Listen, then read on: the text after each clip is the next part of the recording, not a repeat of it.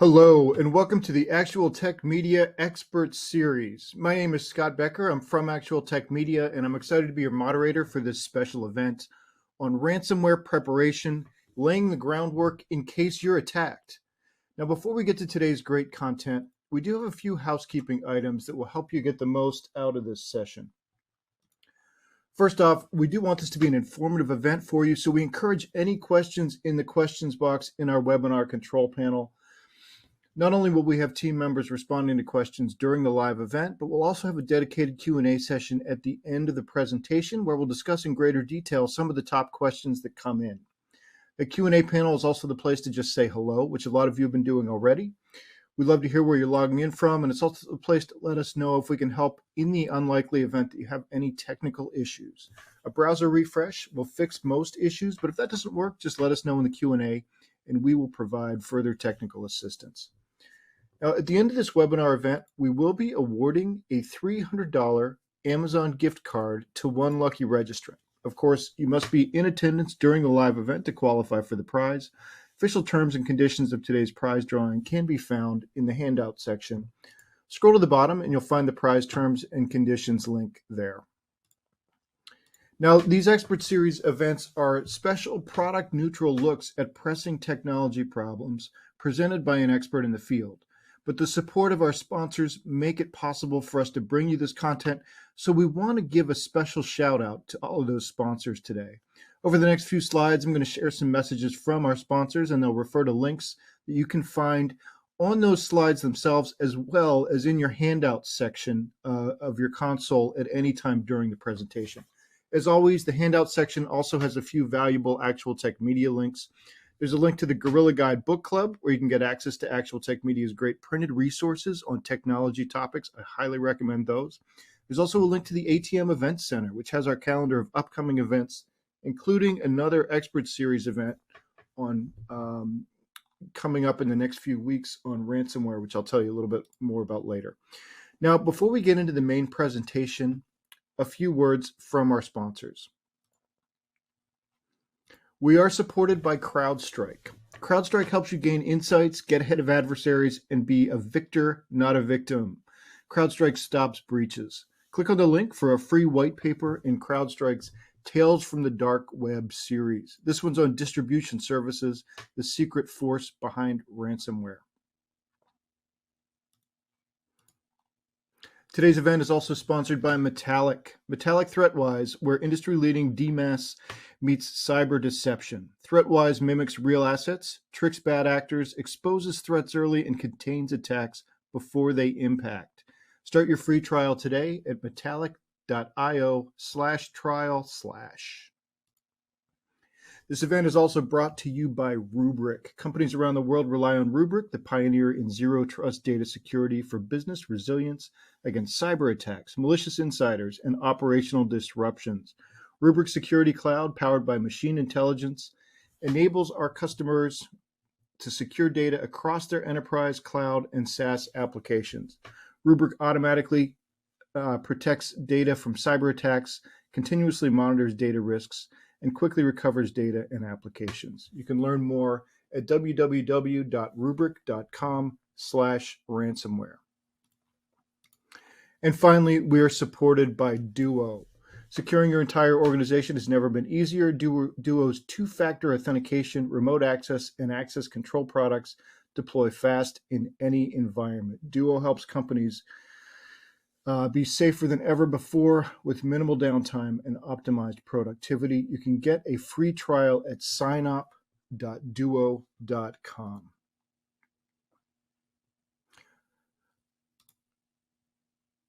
So once again, take advantage of the handout section where you can find all of the links that you've just seen throughout the presentation today. But with that, let's get to today's fantastic content. It is my pleasure to introduce you to our presenter today, Evgeniy Kharam. Evgeniy will tell you a little bit about himself as well, but I'll just say that he's got deep cybersecurity experience, from being a cybersecurity engineer with the Israeli Navy to a firewall QA engineer at Checkpoint to a long career at the Herjavec Group, where he ended up as Vice President of Cybersecurity Solutions Architecture. His current passion, the Security Architecture Podcast, is an excellent source of interviews and information with thought leaders in the security space. And there is a link in your handout section as well where you can check out that podcast. So we're in great hands to hear about ransomware preparation, and I will turn things over to Evgeniy.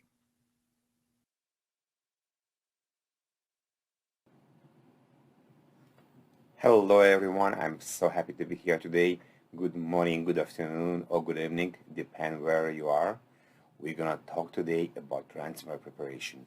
It's a very, very, very important topic, and there's a lot of discussions on the internet. There's a lot of discussions in the news. Unfortunately, you probably heard a lot of what's happening this week and last week as well with certain companies that transfer people as well.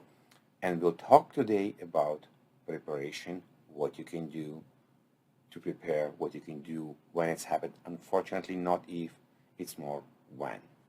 Let me begin and we'll deal with everything.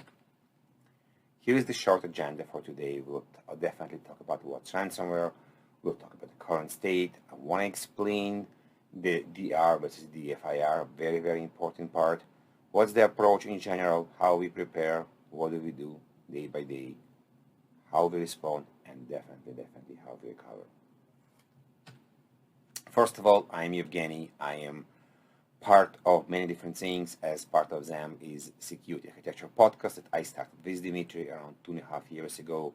I spent also 15 years working for a company called Herjavec Group as a VP of Architecture. I recently started a new podcast called Cyber Inspiration, where I talking with founders of many cybersecurity startups to understand what motivated them to start their journey as well. I provide media and cyber consulting, and today we'll talk about ransomware. So what's ransomware?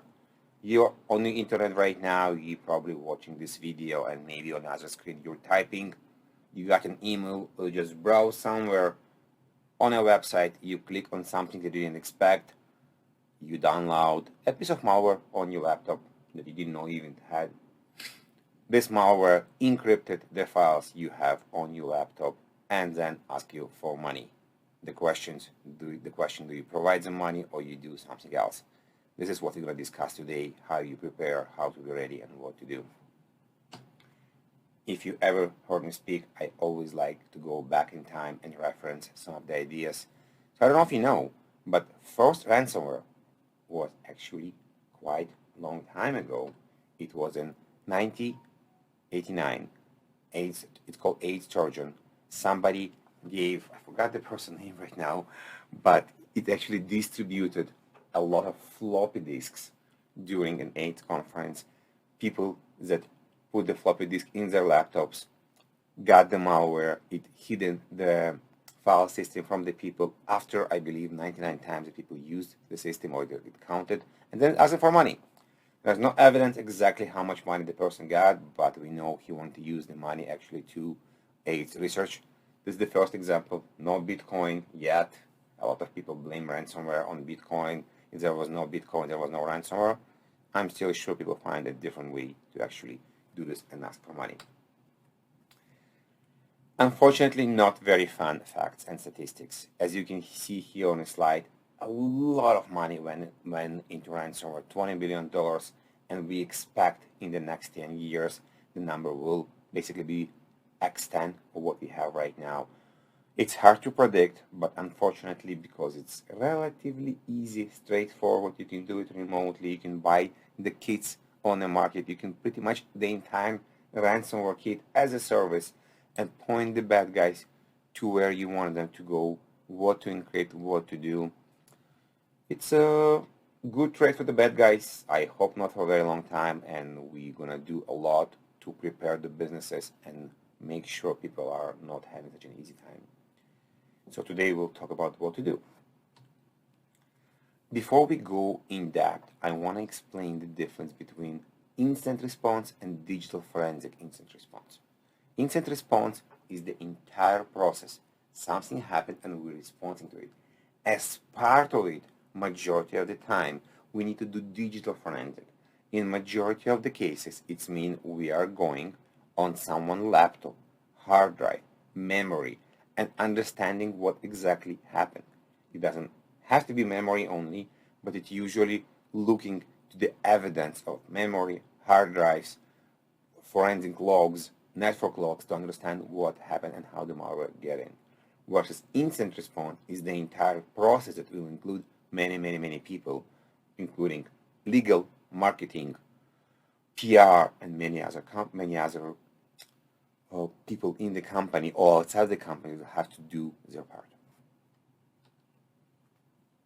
There's many different approaches to incident response. I decided to choose one that I think providing a very good standard, and I'm not only choosing what they have, but I'm kind of referencing to their methodology, and I think they're doing a very good job because there's a lot of smart people who are involved. We're going to talk about Nist incident response lifecycle. As you can see here, there's 4 major pillars: preparation, detection analysis, containment, and post-incident activity. The preparation part is where we do majority of the job. I want to emphasize this part here. Majority of the work we want to do before everything is happening. When the problem or when the incident occurs, we don't want to be struggling and scrambling for what to do right now. Detection analysis, you probably see is like continuously, because we're always trying to detect and do analysis, and even when the incident happened, we are cleaning, we are doing our work and coming back to analysis. And we also hope the detection analysis will be the tool that will tell you have a problem. I don't think there is a problem to have a problem incident. The problem is when we don't know how to detect it, or we don't know what's happening, and we don't know how to respond. This is very important part. And we definitely don't want external source or the FBI to call us and tell us we have a problem. We want to have the tools in-house or maybe managed services to tell us about the problem. And later on, we're doing post-incident activity, as if any of you play sport or were in the military after a game, you kind of do a review of what happened and what you can do better. Same is here. There's expression in Russian language that called measure 7 times, cut once. It's related when you working with clothes or this thing, but it's very applied to what we do right now. We want to understand what we're doing. We want to measure. We want to be prepared, and we need to have a cut. We're just doing the cut once. We're absolutely sure what are we doing and what we want to do. That's why you will see the part of the preparation is quite intense. So let's jump in. We have the basic preparation steps. We want to understand our assets, how many laptops we have, how many servers we have, how many network devices we have, how many mobile devices we have. It's called asset inventory, and you probably heard many people talking about this. It's one of the basic steps to do. If we don't know what are we controlling or what are we securing, there's no way we can secure it. I also believe in asset inventory and CMDB to understand what we have to be able to protect it better and also able to monitor it better as well. We definitely want to have backups. One of the main recovery steps for ransomware is to have the correct backups. And not less important, the backups have to be segregated from the rest of the network. If we have backups and people that using the backups, potentially using the same account, that's why we have accounts here, are basically there, that the bad guys may have the accounts and may get the backups and delete the backups as well, or encrypt the backups. So important to use separation of duties, use separation of accounts, have a segregation on the network level for the backups as well. This way we can ensure if something happened or when something happened in our environment, we're going to have a clean backup. Clean backup, it means we trust the backup, and the backup will give us to the place where we know we have no infections. There was companies, unfortunately, I think it was last 2 years, Garmin got infected. There are a lot of things that were affected by this, including people couldn't fly because some of the maps couldn't be updated for the planes, for the small planes. And while they had the backups, they couldn't verify that the backups are clean and don't have the malware, and they end up paying to get the data back, to get it unencrypted and restore it. I didn't follow up the story what happened later, but to have segregation of backup, I'm going to say it multiple times, very important. But also we have accounts here. We want to understand what kind of accounts we have in the system. We want to understand what kind of accounts have privileged access. We want to monitor these accounts. We want to limit the number of such accounts in a company. This way we can also understand not everybody have admin access and can do what they want. We want to assign responsibilities to people when the problem is happening, when the internet is happening, who is doing what, who is calling who, what kind of list we have there as well. And we still need policies. Policies mean what's a fair use of devices, where I can browse, what I can do, because we don't want our users to browse to malware websites and say, oh, but I didn't know I cannot do this. So you have to write policies that explain to the folks in the company what they can or cannot do. Let's step a notch. Next, we need an IR plan. This is fundamental step here. The IR plan, the incident response plan, will dictate basically step by step what you're going to do when the incident is happening. This includes what kind of incident management tools I'm going to use, cyber insurance, do I have an IR retainer? And let's stop here and talk about insurance and retainer. First, let's talk about retainer. When you have a problem and you want the commando come and help you, or the SWAT team come and help you, guess what? You not just lift your phone and call them. You need actually to have a paperwork, legal paperwork, M&A agreements that they can come and do the work. These things takes time. It may take hours. Usually it will take days. Having said this, nobody's stopping you to do them right now. Have one or two, better two companies where you understand the retainer, when you understand the services, in case you need them, you can use them. You don't have to pay the money. Some of them do zero IR retainer. Basically, you describe and you write how much money you will pay per hour or per team for the services in case you need them, and define the SLA, how fast they will show up. Cyber insurance. As a company, the same as you have insurance for your car and your house, you need to have cyber insurance. They're the ones that can cover the legal fees, the marketing, the PR, and many other fees when and in case you have a problem. Also, here's an important part here. Not everybody knows. Some of the cyber insurance companies have their own IR teams. So you want to double check this because you may want to understand if you need an IR retainer or the insurance company will come and bring their own guys. That's why I mentioned IR retainer first and only then cyber insurance. Cyber insurance companies right now will probably going to send you a questionnaire or maybe something more mature to understand what kind of protections you now have in your company for your filtering, anti-spam, malware, EDR, vulnerability management. And this is going to be the way how they're going to insure you. But they're the ones that probably going to be the first people you're going to call because you already have a lot of people that can help you as well.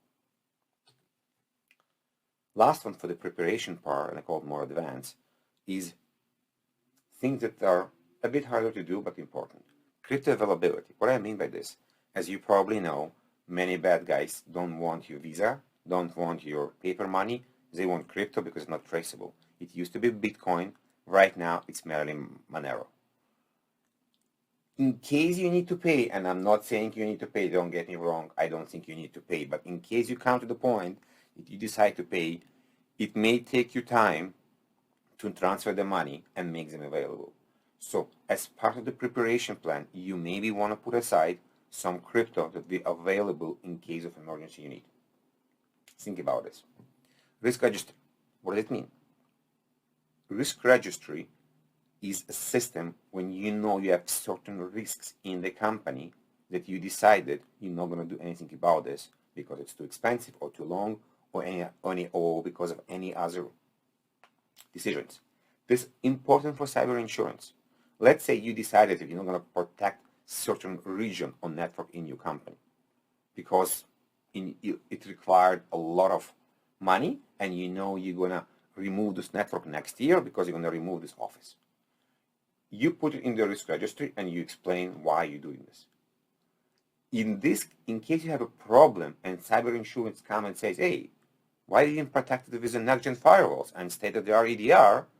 You explain to cyber insurance, we knew the risk, we identified the risk, and we put it there. At least you have some protection explanation why you did certain things, because you knew you're going to remove this office.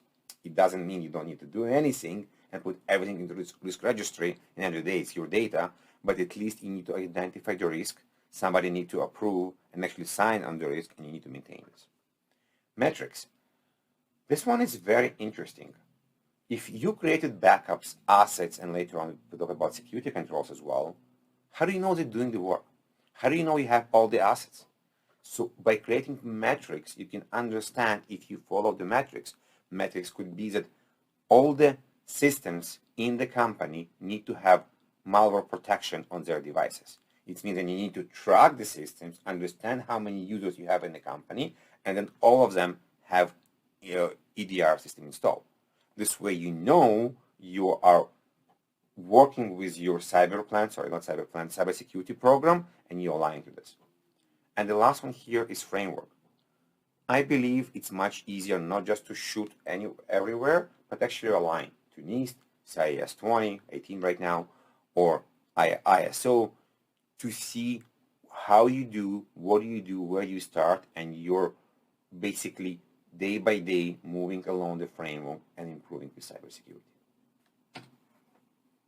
Day by day, detection analysis. Now everything is working, you have your plan, you have your security controls, EDR, firewalls, vulnerability management, and many other things. You need to know they are working, because they are the tools that will help you to detect the malware, the bad guys, the movement, the ransomware, or malicious activity or strange activity in your company. You also want to make sure you have change management. People not just doing random changes in the company, opening ports and potentially exposing the environment. You want to be doing assessments in the company as well. How do you know that everybody is protected? You have to do red team and pen tests as well periodically. They're quite expensive, so once a quarter, 6 months, a year, depending on your budget, to do them. Tabletop exercises are fundamentally important here. You need to actually test the incident response plan. How would you do this? You do a tabletop exercise where you create a scenario, hypothetically, and you start to assigning tasks, understanding what's happening, and you'll see the chaos or not chaos you have in the company when you're doing the exercise. This is also very, very important. It's been something that people are doing more and more lately, and I believe it's a very good and correct way to be ready for a problem, because it's going to simulate what potentially can happen. Many companies doing them internally, or they inviting an external company to show them how it's be done, and then you can do them internally as well. Bug bounty platforms are relatively new, somebody like HackerOne, for example, but they give you a different perspective on your code and what do you have to make sure you are protected and your code is not vulnerable as well. The last one is vulnerability management. I already mentioned this as well. It's included as part of many different systems, like CrowdStrike, EDRs, for example, has them as well, and many other companies as well, to understand how you're doing this and what's the best way to proceed if you have vulnerabilities, to remediate them before the bad guys get there. I want to continue here because there's quite a lot of detection analysis here. Other systems you want to think about doing, and I know quite a lot, and maybe you don't have the budget for everything, this is why I create a roadmap. Breach attack simulation. These systems will try to check your security controls and make sure they're actually configured correctly. Threat intelligence is fundamentally important as well, and you probably hear me, this important, that important, how can I do everything? There is a way to do it. You align to framework, you have a good security architecture team, you create what needs to be done, you're working together with the network team, with the endpoint team, with the backup team, with the IAM team, make sure there's two-factor authentication, of course, and if you work together, it can be done. Maybe not all the tools, but the tools you have can work together. But the intelligence, it's important. You want to look on dark web, you want to understand if there are potential threats that are looking on your company, or potentially credentials that are exposed already on the dark web that people can use. You can also use attack surface management to see how the bad guys looking on you and what they can see from their side. And definitely you want to have a SOC or managed services to monitor your systems. Not just monitor and look. You want to make sure you see how they react to breach attack simulation, to attack surface management, to pen testing, to red teaming. You want to test them. You want to see how quick they are. You want to see the SLA. You want to understand how they actually moving the cases from one team to another, shift to shift. Because what if something happened and one shift failed to let the other shift know there was an incident? You don't want somebody to drop the ball because there is no good procedure for this. So you want to be checking all this information as well. And the last one here, how would you work with authorities? How would you know FBI will call you or not call you? So just understand what is the procedures in your region, in your jurisdiction as well. Unfortunately, when shit hit the fan, what do you do right now? But we have a plan. We are prepared. We have analysis. We have a lot of stuff ready. So we are not afraid. We have stuff to do right now. First of all, if this happened, first thing you do, you take the incident plan, you open it up, and you start following the plan. Because you wrote everything there, you have your tabletop exercise done, you know who need to do what, and you're calm. You're not panicking. You want to isolate the infected devices as quick as possible. You want to understand the impact level. What kind of data potentially left? How many devices are infected? What is the regions? What if there's a PII data, if there's backups available as well. All this information in the first phase will help you to understand how significant is the incident. And you may hear, I don't say breach, I say incident, because breach is something else. We'll talk about it soon. The signification of the incident may determine what do you do. Do you just remediate the device because it's Evgeniy from accounting and there was nothing there, or from marketing, or maybe it's the CRO with all the information of our customers, or maybe it's accounting, but this accounting has all the information about our customers. So you want to understand the significance of the data, how important is the data, and after that, figure out how bad is the incident and what are we doing with this. This is the time when we call the insurance company, when we call everybody from the potentially marketing and PR companies as well. This is the time when, remember, we want to have a dedicated incident systems. We want to actually put it in dedicated incident system. We don't want this to go all over ticketing systems and everybody can see it. We want to have a dedicated one or not. Then, of course, we need to decide, are we paying or not paying, depending on this information. By this time, you're probably already working with your insurance company, with your IR team, that they're telling you what to do. You have a coordinator that are talking with the people, internally and externally as well. Now, don't forget the important part. The internal communication, in this case, may be not possible over email or through regular channels, because you don't know potentially yet if they're compromised or not. So this is the part when you need to figure out an alternative communication plan that you have in your incident response. It could be calling everyone. It could be text messages. It could be everybody jumping on a VoIP bridge or Zoom where you can understand who is there. But it's an important part to understand how do you communicate that the bad guys will not compromise and do even more damage right now. Now, I mentioned breach. The legal team is the one that decide on this term. It's a legal term. If the breach happened and you say it's breach, it's meaning you need to go public and talk about it. So don't just use it simply. You want the legal team to understand and declare it's a breach. And when you're working on the recovery, don't forget about evidence.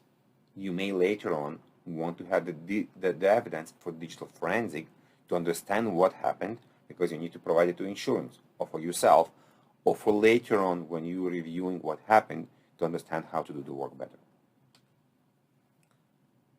Hope you were able to find the incident very quickly. You need to call it a breach. You contained the incident. It was not bad. You were able to kick the bad guys out, removing the devices, closing the firewall ports, removing cables, and now you're reviewing what's happening. You're restoring the backups.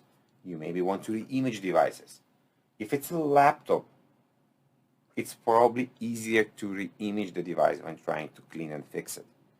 Majority of the time, I personally recommend to re-image devices with a clean image, what we call gold image.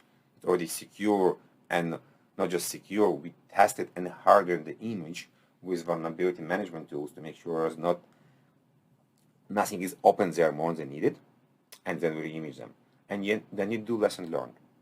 You review how well you did, how well the IR plan worked, how was the information sharing, who did what, where was the problems, because there's always problems. Can you do stuff better next time? Because unfortunately, they're going to be next time as well. Who do you potentially need to hire or change? Unfortunately, many times after the incident or the breach, again, be careful with the breach,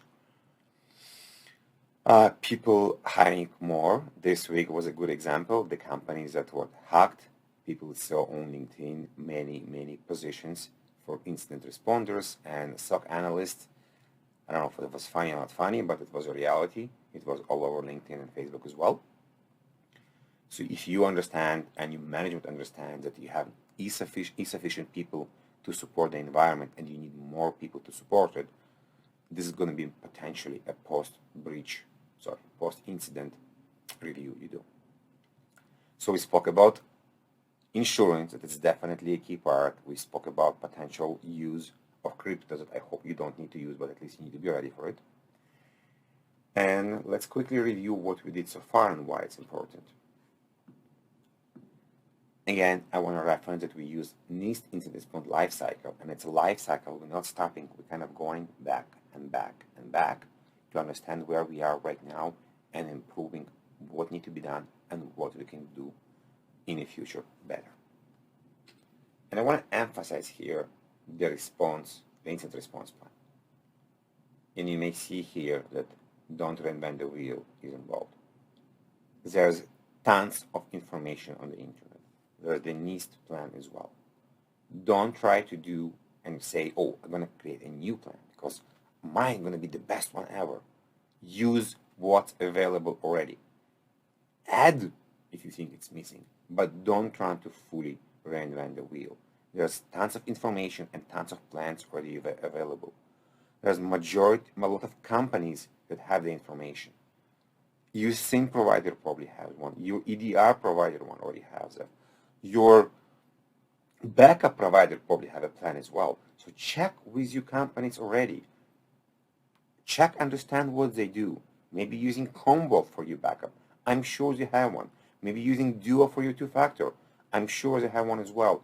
CrowdStrike, Rubik, a lot of the great companies already have plans that you can use.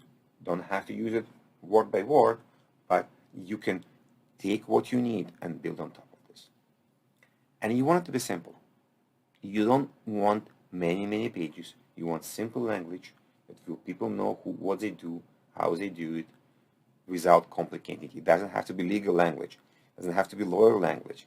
It should be a simple language to understand bullet by bullet who is doing what. I mentioned communication strategy. You need to see, in case of emergency, how do you communicate with people. This need to be defined in the plan as well. Okay?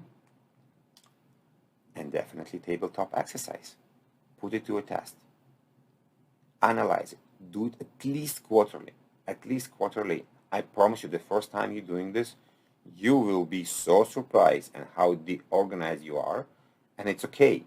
You don't need to punish yourself for this. You want to understand what's missing and do it better next time.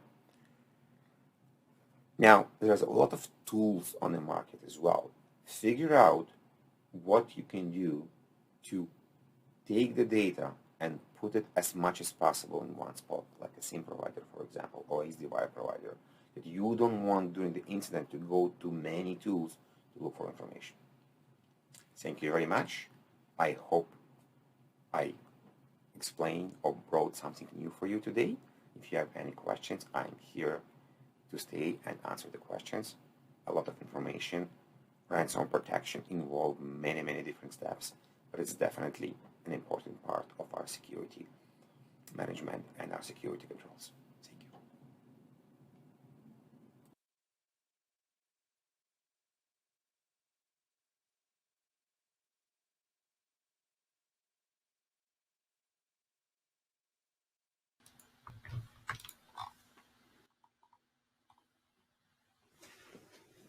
Okay, great presentation, Evgeny. Really appreciate all that detail. A lot of great stuff in there. We've had a lot of questions roll in too.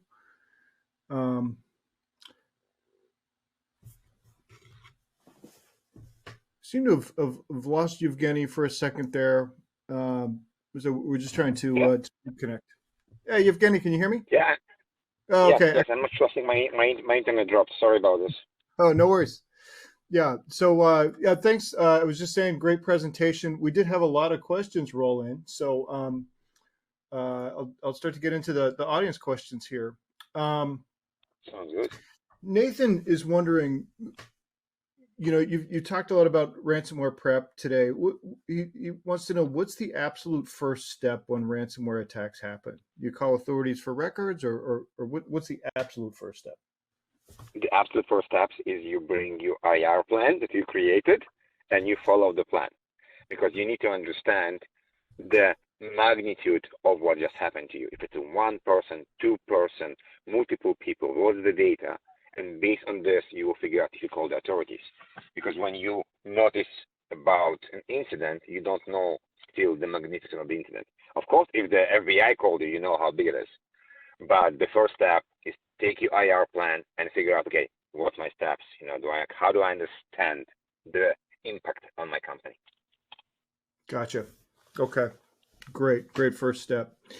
I had a question here from Paul, who says, along with internal communications, one thing I often don't see discussed is how to handle external communications. Should PR, legal be involved for a public response, and which external parties or stakeholders need to be brought in as part of an incident response? Definitely a very important point. Legal have to be involved. We spoke about this during the presentation today a bit.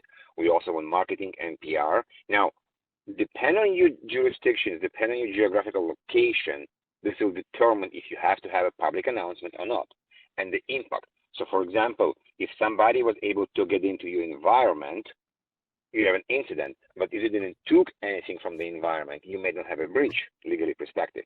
This way, it really depends who got out, like who got in, what the data was impacted, if you can understand this, and what was taken.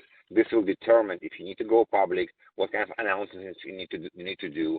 Maybe not just go public. You may need to go and notify all the users, like LastPass, for example. They end up emailing all the users to explain what happened and what they need to do, or maybe they need to reset passwords just to explain what's happening. But it's going to be very case by case on the data was taken, the impact on the company, and what was affected. Okay. All right. Super. Next question. This is kind of the $1 million question. What's the percentage of ransomware attacks that result in payment? It's an interesting one. So here's the reality, unfortunately. All the people that working on the IR teams usually cannot really tell what's happening because they're under NDA. I work on several IRs in my life, and I cannot really tell you what I did there just because I have an NDA. What's publicly available is there is this percentage of people ending paying. What it is, it's hard to say. I'll say it's around 5 to 10%, but this is just my gut feeling. I cannot really give you a mathematical, or really, really good answer that based on data, because not everything is just available.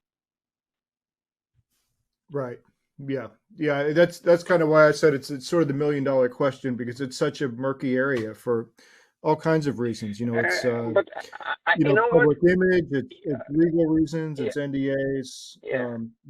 Scott, like, is this the $1 million question? Or the $1 million question, how many people can actually safely recover from the incident? Because in any case, it's going to be expensive. did you end up paying $500,000 and not recovering anything, or you hired Mandy and Microsoft or somebody else, Herjavec, and you're paying them $200,000-$300,000 to help you recover? It's going to be expensive, but you need to be up and operational. The impact people don't understand is when you down or if you down, there's a lot of money you're losing right away, every minute, every hour. Like nobody speaking about Uber, how much money they lost during the incident. We don't really know. And this is more important, how quickly you get back and how much money you lost potentially during the incident. Right. Gotcha. Let's see, lots more questions coming in.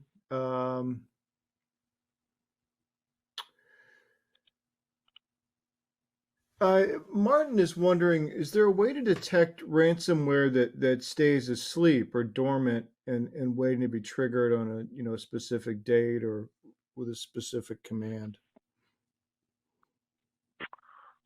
It's an interesting one. Depend where is the ransomware sitting, depend what the tools you're using. We are looking more about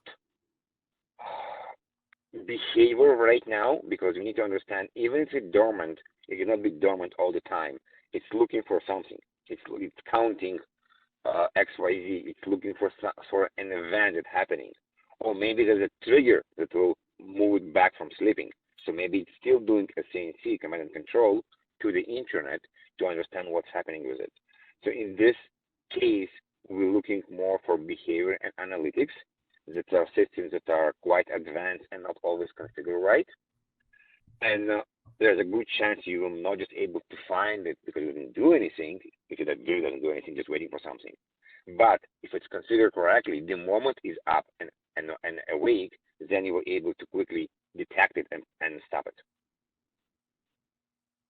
But I also suggest, just to answer the question, is to invest in behavior analytic systems that understand the behavior in your environment and what's happening in your environment. And it's a separate set of questions and products and procedures. Okay, super. One thing that you talked about that was, really interesting to me during the presentation was, the idea that, it might make sense to buy some or to have some Bitcoin in reserve in case you need it. And, I wonder if you can sort of provide any context around that, like what's a reasonable amount? Because, obviously if you'd gotten a reserve of Bitcoin last November, it would be worth a third as much now. And if you put too much in reserve, you might have lost as much as you would, in paying a ransom, depending on the size. But, but I know there are legitimate concerns about, if you're sort of caught flat-footed and you don't even know how to buy it or, what there's the a different wrinkles way. are. Like, so I wonder if you talk a little bit more about that. Yeah, there's different ways, as we say sometimes, to skin the cat. I'll suggest to first of all figure out how you can buy it. Maybe not always buy it right away, but make sure you have a wallet, make sure you know how to do it, or even make sure to understand how long it will take you to actually wire the money. So this could be step number one, to understand the time and the procedure. So maybe not always going and buying it right away, based on you're saying right now, the value may be lower, because some people ask for 1 Bitcoin, 2, 3. It really depends on the size of the company and how many records you have. There are studies that say how much a record costs. So I'll suggest depend on the size of the company. If it's 200 people or 200,000 people, will determine how much the potential ransomware can be. It could be from 100 grand to 2 million or $10 million as well. But the first step is understand if you have a wallet. Secure the wallet, open the wallet, maybe move one, like a tiny sum, I don't know, quarter of the Bitcoin to at least to make sure it's operational and working. Later on, understand if in case I need to forward more money there, how long it will take me? Do I need to understand to explain who I am? Because majority of the systems right now will require verification on who you are. and this may take time, 2 or 3 days. So if you already open a wallet and you did the verification, it's the same as having an incident response retainer. You did the homework in advance, and it may take you a day to forward the money later on. So that's going to be my advice here, just to be ready and have a small amount there. Gotcha. Great advice. Next question comes from Harvey. He's asking, should you have cyber insurance? What are some of the considerations there? I'll say definitely yes. I think the question was asked before even the presentation started, and I spoke in the presentation about cyber insurance. I don't see why we not have a cyber insurance right now. As a minimum, it will cover the cost of hiring people for the incident for yourself as extra insurance. And also, as I spoke in the presentation, many of these companies have their own legal advice, their own IR companies, and just help you to be more mature as well. Now, there's also an interesting part. Depend on what kind of company you are, when you're going to be working with different companies, and they will do a third-party assessment on you to ask how secure you are. We're seeing right now in the industry a question if you have cyber insurance, because it shows maturity. There's another point, why would you want to have a cyber insurance? Right. Okay. A question from Miles who says, great program. But so one of Miles's questions is, based on your engagements, are you seeing insurers do any pen testing as part of the underwriting process, or otherwise requiring specific, protection systems and maintenance of the same as a condition for coverage? So can you repeat the question? If everybody doing pen testing? Yeah, he's wondering what kind of requirements the insurers have when they come in, the cyber insurers. Are they requiring a pen test, or just certain checklists, or Gotcha. what's that process been like? This process is changing as we speak all the time. In the beginning, like 5-6 years ago, it was basically some very basic questions.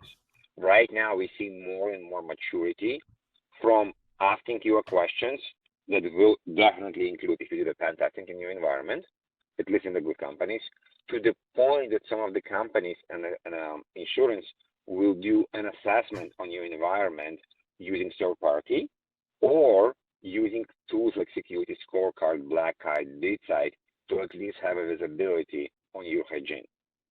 And pen testing in a checklist is definitely there. It's an important thing to do quarterly, annually, and the cyber insurance company wants to know if you're mature enough to do this. Because if you didn't do pen testing, it's probably indicating on your maturity as well from a cybersecurity perspective. Gotcha. All right, super. Well, Evgeniy, we've taken a lot of your time here. Really appreciate it. I guess just one last thing I wanted to ask you is, I did mention up front about the Security Architecture podcast, and there is a link there in the handouts. But what are you guys up to there? What are you covering, and what's coming up?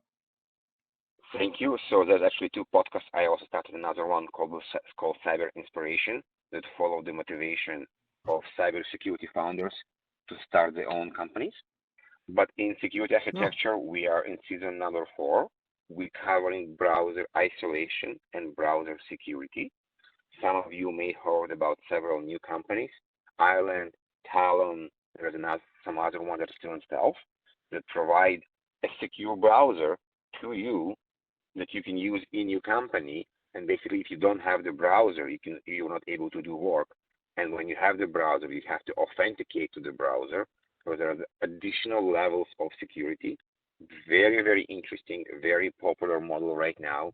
Majority of the big network companies adding some kind of isolation or additional security in the browser.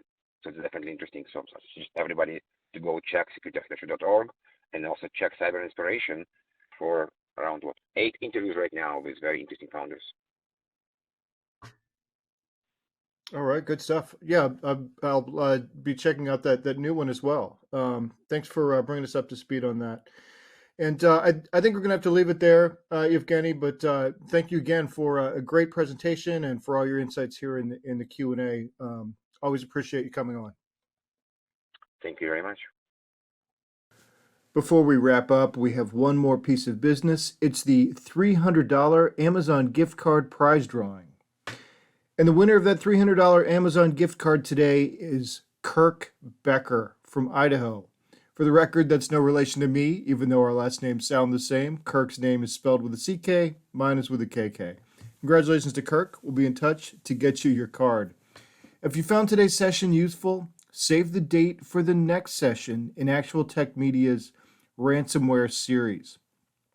We've got an information-packed webinar coming up at noon on Friday, October 14th on Ransomware D-Day. Every minute counts when the org is hit. Don't miss that one.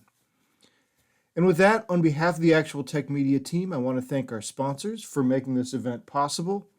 Those sponsors were CrowdStrike, Metallic, Rubrik, and Duo. And thanks as always for attending and for your great questions. That concludes today's event.